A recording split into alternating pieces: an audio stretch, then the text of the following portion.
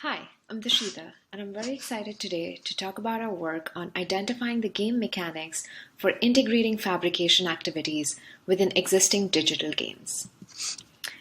Combining fabrication with the playing of digital games provides opportunities for players to construct objects from their gameplay and bring the digital content into the physical world. For example, every time you capture a Pokemon in the game Pokemon Let's Go, you could fabricate a physical collectible of it. Or imagine fabricating the rare sword acquired in the game Legend of Zelda and using it as a game controller. In our prior work, we built a toolkit that allowed integrating fabrication within existing digital games and auto-generating the fabrication files for the game objects. And our studies demonstrated that using this toolkit, we were able to fabricate objects from a variety of existing digital games played around the world. In this user study, we invited 12 participants to use our toolkit to integrate fabrication activities within the games and the gameplay events of their choice. At the end of the study, they altogether integrated fabrication within 47 gameplay moments of 35 games that spanned across several game genres such as action, adventure, puzzle, etc.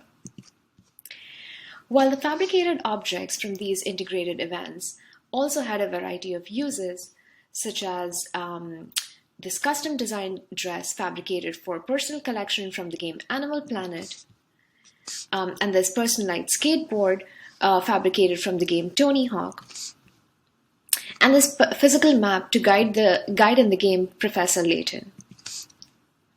While it was great to see so many objects being fabricated from existing games, we were very interested in understanding what do these fabricated physical objects mean to the players.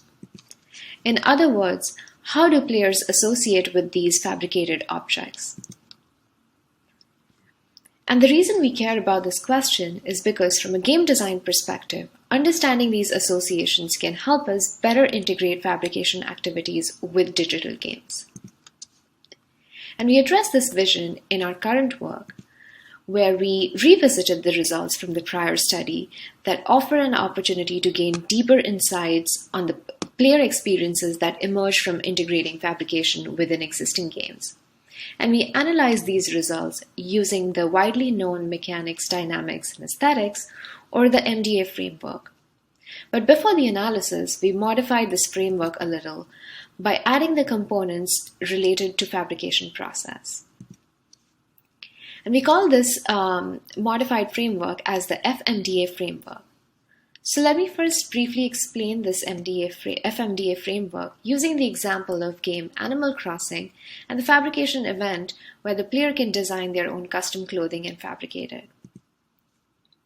In this example, the game mechanics of designing and editing allow the player to customize a game object. And once the player completes the custom design, the player dynamics allow the player to add this asset to the inventory. This event is aimed to provide the player with a sense of joy through the process of creative expression, which is what we call the player aesthetics, or the desirable emotional responses evoked in the player.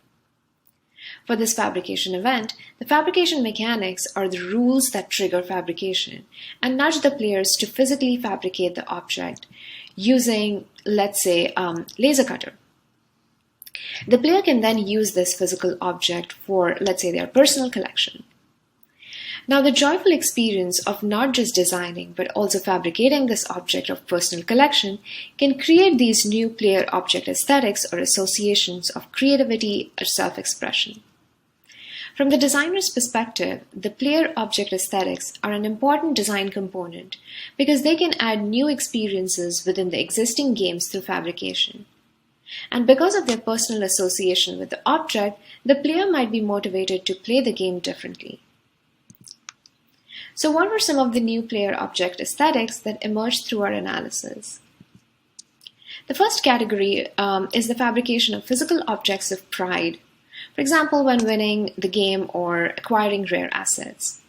One of our study participants, for example, said, when you collect a very rare or a legendary item like this dagger that occurs only once or twice in the entire game, you can fabricate it because it is super special.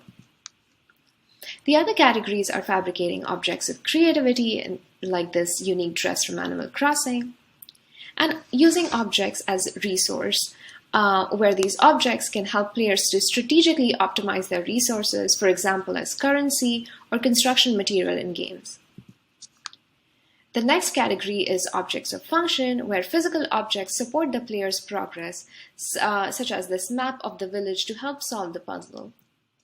And last but not the least is the category of objects of shared memory, especially for multiplayer games. A participant, for example, pointed out that when several players play against each other, events of wins and losses can be a fun shared experience, and it would be cool to have these memorable objects fabricated. So now that we know how players associate with fabricated objects from the games, we can use this list of identified player object aesthetics and map it and identify the links between them and existing game mechanics from the comprehensive list presented by Lim et al. Through these color-coded mapped links, we identified which game mechanics offer the potential of integrating fabrication that lead to these 5 player object aesthetics. For example, to integrate fabrication of objects of pride, we can use all these game mechanics available. Or conversely, having the game mechanic of grids or tiles, for example, you could have an opportunity to integrate fabrication of objects of pride, resource, or function. Thus, designers can use this bidirectional mapping in their workflow to integrate fabrication activities within existing digital games. In conclusion, the mapping, the player object aesthetics, and the framework altogether provide insights into how we can design new player experiences within existing digital games using fabrication. And I invite you to read our paper for more details and insights on the contribution of our work. However, our work doesn't stop here. One critical aspect of integrating fabrication within existing digital games is taking into account the timing of fabrication process itself as it impacts the player's experience. This requires further exploration. Another area of future work is how our framework can be used for analyzing other fabrication games that already allow creation of physical objects, and we are very excited to pursue these research avenues.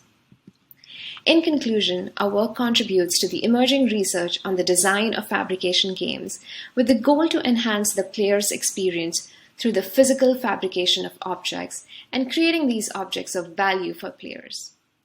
And with that, I'm happy to take questions and I look forward to your comments and feedback.